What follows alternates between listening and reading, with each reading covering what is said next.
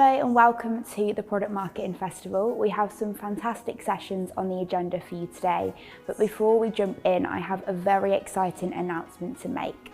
The Product Marketing Awards are back for 2022 and I'm delighted to announce that nominations are now open. We received a whopping 181 New Yeek nominations last year, and this year we want even more PMM pioneers to be recognised. We have 7 top-notch categories for you to get involved in, and we can't wait to shout about the incredible product marketing talent within our community.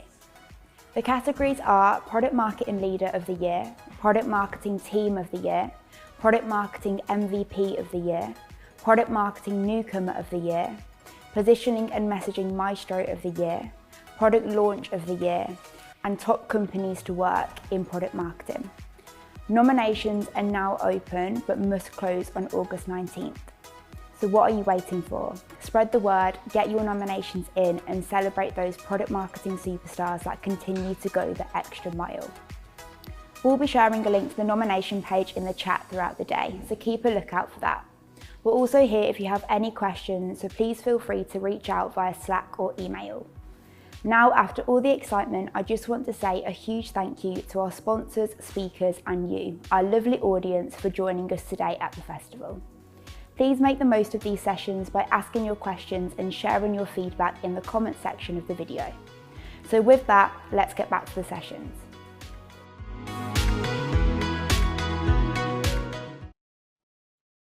Hi everyone, my name is Jen Brett. It's great to join the Product Marketing Festival and share my tips on leveraging insights to fuel your product marketing. In this session, I'll cover different types of insights, where they fit into the product marketing process, examples, and tips on sourcing insights. But first, an intro and some background on why I'm speaking on this topic today. I've been working in insights and research for over a decade with sales and marketing teams.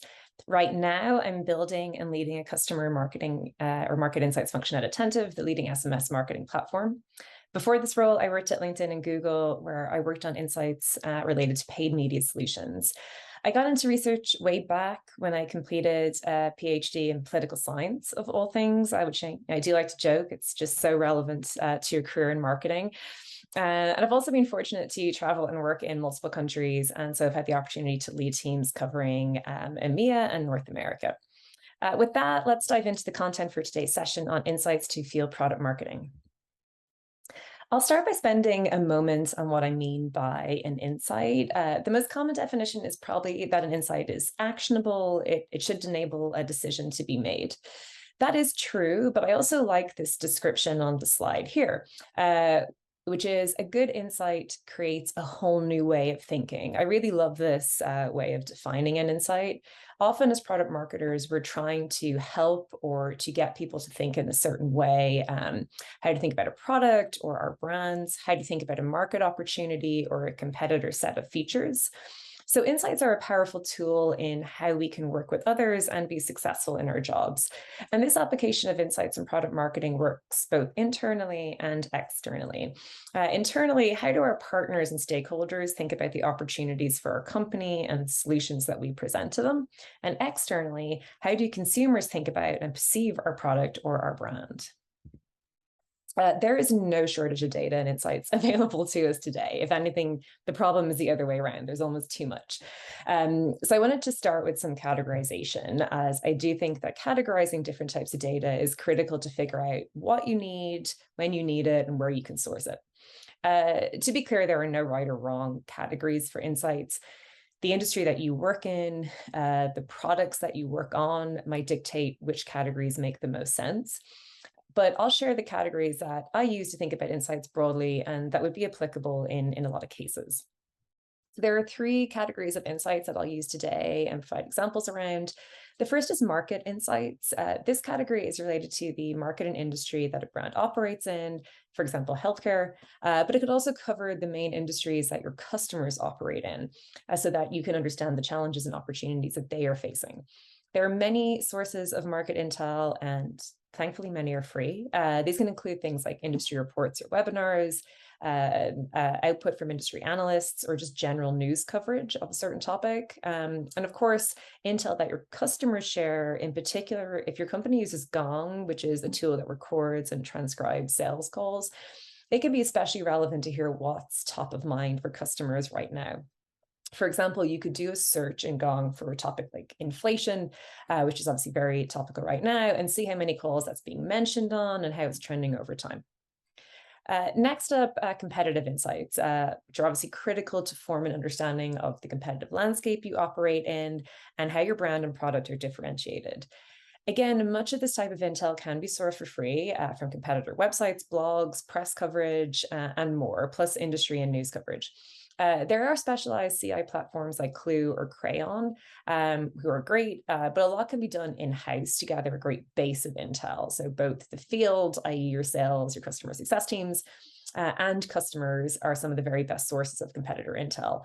As your competitive intel strategy evolves, and if it does become more complex, and certainly then leveraging some software platforms could be a good solution to support both sourcing, but also organizing that intelligence. Finally, but certainly not the least important of the insights categories, are customer insights. These are data points on everything related to customer behavior and attitudes that can help make product and marketing decisions, and can also produce insights that you can showcase in your marketing collateral. For example, what are your customers' attitudes towards potential feature updates? What insights can be drawn from internal data about performance and results on your platform? And your customers can, of course, be your best advocates. So insights to fuel case studies and testimonials can be powerful tools and mostly done in-house as well. A simple definition of product marketing is the process of getting a product to market. This is a helpful starting point for applying insights to product marketing, as we can start to break down that process aspect and where these insights can fit in. There are many frameworks for product marketing, including one from the Product Marketing Alliance that you can find on their site. But for my purposes today, I've just created a very simplified version of a product marketing framework or process that really focuses on the key stages where I think insights can add value. So these stages are, first, the planning stage. So probably the part that people most associate insights or research with, the core research on what to build and in what order. Define as a strategy part. What should the positioning and messaging be, and how can insights help inform this? Launch is the actual go-to-market motion and includes the insights to make a marketing launch as compelling as possible. And finally, grow is about looking ahead and staying on top of your market opportunities with insights. I'll note now that I'm not going to discuss adoption metrics in this session. There's a good debate on whether product marketing should own adoption at all, but regardless, this session is very much about getting a product to market in the most informed and compelling way possible, rather than thinking through how to track those products once launched. The planning stage, as I mentioned, is probably the most commonly associated with insights and research. It's here that we tend to focus on what our competitors are doing, what they're releasing or building, and then where the gaps lie. However, I believe that the most effective use of insights and research at the planning stage is not to get to parity, it's to help you differentiate. Through intentional customer research, you can go beyond discovering what your customers like about your competitor offering, and instead dig into what they need and what they value. This may be as simple as asking your customers what they're trying to achieve, what their goals are, or how they and their teams are measured, and aligning your solutions to those answers. In terms of competitive research, it's more important to find gaps. Start competitor research with the mindset of what they do not do versus a list of solutions that they do offer. The other aspects of insights at this stage should be to help product prioritize. So based on customer and competitor insights, offer recommendations on what to build first, second, third, so on. The sources for this type of research are quite standard, right? It's about gathering competitive intelligence, listening to, speaking to your customers and your sales teams. And again, I'll reference Gong can be a great tool for doing this at scale and without having to rely on actually getting in-person interviews or time on folks' calendars. Attentive recently launched a cool new product called Attentive Concierge, which allows for two-way conversational messaging between brands and consumers. And this is a project that my team got to support during planning. To support the differentiation aspect, this is a good example of a product that was quite new and in a young market, conversational SMS. So it didn't necessarily have a large direct competitor set for the team to assess. So the research opportunity was really around determining where the gaps lay across multiple tangential industries. So if we were to combine aspects of customer support, customer experience, and loyalty, and look at those overlapping, where did we see opportunities across that single view where a product like Concierge could really stand out? This led my team to share recommendations both around what features could stand out for customers in a conversational SMS product, but also ideas on pricing models, as this was like a new product and it's mentioned in a relatively nascent market, based on what approaches we saw in these different industries, and then what we could learn through that research across those tangential markets as well. Next up is the classic role of positioning and messaging. Insights on the market and consumers are critical to defining the most effective positioning and messaging. I consider this part of product marketing, getting to know your customers before they are your customers. In many ways, this is about knowing the current perception of the product, good, bad, or indifferent, and getting a sense of how the solution can add value. Answering these questions can help define that positioning and that messaging. Sources of this types of information usually comes from some form of consumer research. Thanks to online solutions, this type of research has actually become much more accessible, affordable, and a lot faster for turnaround times than ever before. For example, my team has worked with a tool called Pollfish, which is all online and pretty straightforward to set up. But you don't even have to do your own research. If running a survey of consumers is not feasible, then it's great to do some digging around third-party reports that maybe cover that similar consumer base or audience, or again, thinking through things like topical news coverage that's affecting a certain audience. Even Google Trends can provide great insights into consumer behavior. So if time or resources are short, you don't necessarily need to default to actually doing net new research, but looking to see what is available out there already to leverage. A good example of this is that we recently launched in the UK market. So this was a market that Attentive just went into quite recently. Before entering the market, my team fielded consumer research to support the positioning. We had heard from brands in the UK that they felt UK consumers may find SMS marketing intrusive. And even if they did want SMS from brands, they don't even want to receive transactional messages like order updates. Our research presented a very different reality, and the new insights that we created showed how UK consumers really felt about SMS. The research provided us with some great headlines that we were able to translate into messaging for our offering. Key headline being that 90% of UK consumers are interested in, or they've already signed up for SMS from brands. And further, they wanted to hear from brands beyond transactional updates, with messages on perks and discounts actually being the top reason for signing up.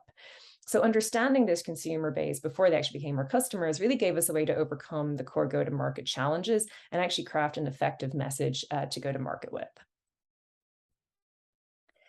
Next, as a product goes to launch, product marketing needs to be able to tell a story about the solution. And ideally, you want that to be a compelling story. For me, one of the best ways to do this is to include insights in your launch that is going to position the product, but most importantly, its value, and that you can craft a great story around those insights.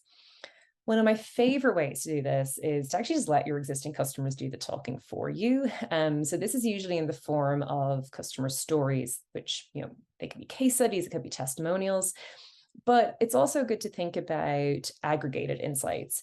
So from your own internal customer data, can you gather compelling stats and insights around performance, around ROI, or whatever other metrics may be relevant to your product or solution or to your customer base? If you're dealing with a completely new product, so maybe one that is net new to the business or into the market, then as a product marketer, see if you can gain access to any data and create insights from customers that were in the beta or in the pilot stages of this new product. And of course, those sources, as I mentioned, are pretty straightforward. If you want to have great insights for your product launch, maybe you run a customer survey, maybe you dig into internal data, maybe you specifically hone in on customers in the pilot or beta stage and really see if you can draw out some great stories from that. This slide shows an example of one of our customer stories on the Attentive website.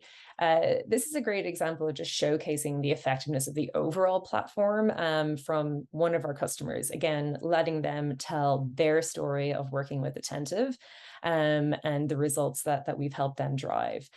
There's also another angle to this type of story, which is also about noting the impact of switching from another provider to Attentive. And that's another way to think about positioning some of your launch stories, some of your customer stories. Is there a direct comparison of results or solutions or partnership that really developed for this brand when they moved to your solution? Finally, I'll call out that product marketing plays a role in the ongoing success of products and finding the opportunities to continue to grow and evolve. For me, this is one of the most underrated areas of insights within product marketing, namely making insights an ongoing practice within product marketing and the wider business to continue to grow solutions, both existing and new. The markets we work in and our competitors don't stand still, so neither can we. And even if you feel you're a clear market leader or you think that you have no competitors, which is unlikely, remember that the status quo, or quite simply a prospect or customer just choosing to do nothing, that's competition as well. So it's really critical to be able to stay on top of market trends, track competitive intel, and gather customer feedback to open up new opportunities. To do this in an ongoing way does require establishing some forum for both sharing and gathering intel. One easy way to do this is a tool like Slack or Teams. So my team manages an official intelligence Slack channel. Only we post in it, so that way we're able to really do some quality control over the content. But it also means that it's a one-stop shop for folks across the business if they want the latest news and updates on market trends, competitor insights, etc. It's quick to set up, and the maintenance is pretty low to keep this going. The other point I'll say here, when you're thinking about this grow phase and applying insights to further growth and development, is predictions themselves are next to impossible. Really understanding and saying with certainty what is going to happen in the future. So just try not to get into the business of providing predictions. Instead, when looking where to go next, look for signals within the data and offer your point of view. So based on strong patterns, trends, external reports, what seems likely to be happening or to happen in the future, and therefore what opportunities may be connected to it. And that, for me, is really the best way to add value through those more future-orientated insights.